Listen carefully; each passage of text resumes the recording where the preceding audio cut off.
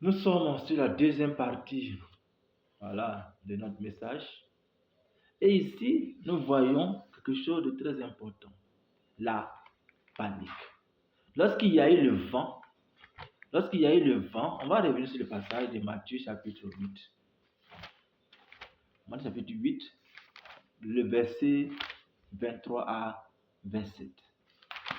Il est écrit ceci, voilà. Voilà ce que les disciples disaient. Les disciples s'approchèrent de lui et lui réveillaient en criant, Seigneur, sauve-nous, nous allons mourir. Voilà. Donc, c'était paniqué. Donc, nous aussi également aussi, face aux difficultés, face à toutes sortes de situations, nous sommes paniqués. Nous sommes paniqués. Voilà. Et voilà, parce que les disciples étaient paniqués. Parce qu'ils ont compris qu'ils n'ont nulle part où aller. Voilà. Nulle part. Voilà. Parce que ils n'ont nulle part où aller. Parce qu'ils sont sur la mer. Donc, s'ils plongent dans l'eau, ça c'est pour y mourir. Voilà. Donc, ils n'ont nulle part où aller. Donc, également aussi, nous sommes incapables, nous sommes impuissants face aux difficultés. Voilà, face aux difficultés. Donc, parfois, le Seigneur doit nous amener à un point de désespoir absolu pour obtenir notre attention. Donc, souvent, pour que Dieu puisse véritablement nous capter, nous dire certaines choses, nous montrer certaines choses, donc c'est souvent, il nous met dans un état de désespoir total. Donc, Dieu voulait montrer à ses disciples que, effectivement, lui était le maître du temps. C'est lui qui contrôlait le temps, c'est lui qui contrôlait la nature. Non, mais pour que cela se réalise, il fallait que l'événement se passe.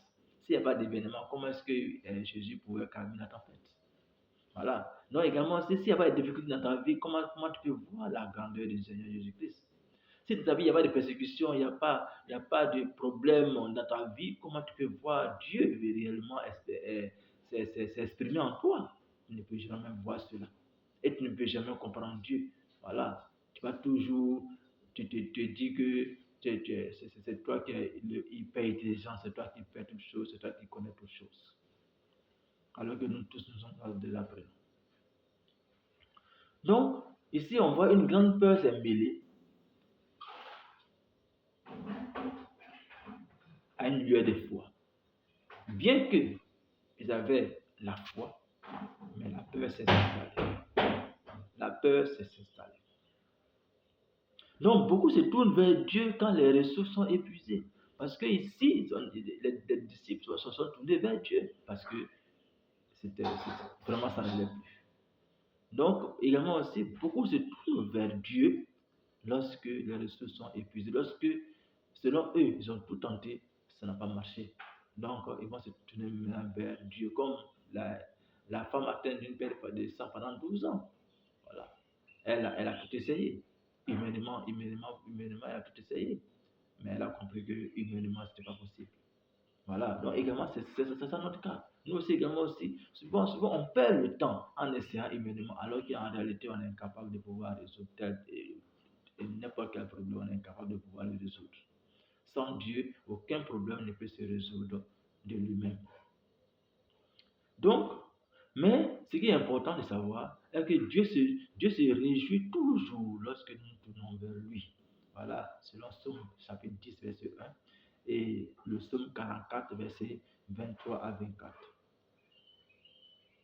Mais Jésus également aussi va accomplir ces versets du Somme 107, verset 23 à 30. Donc, il va accomplir ces versets-là.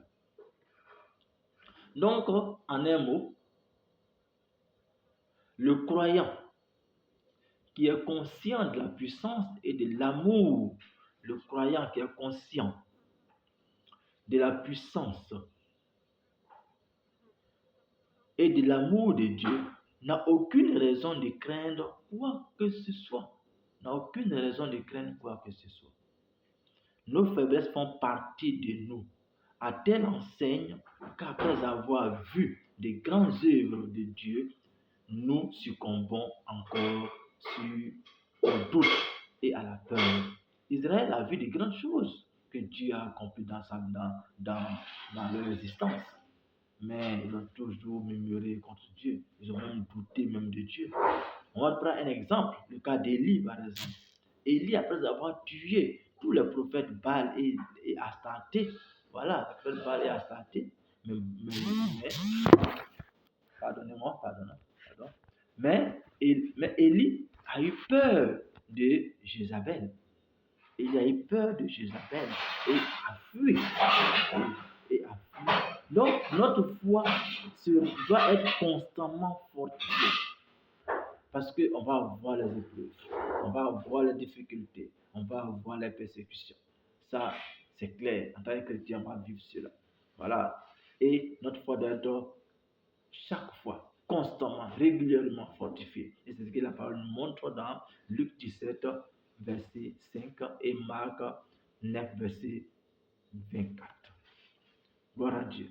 Donc, il est important que vous sachiez ces choses. Voilà.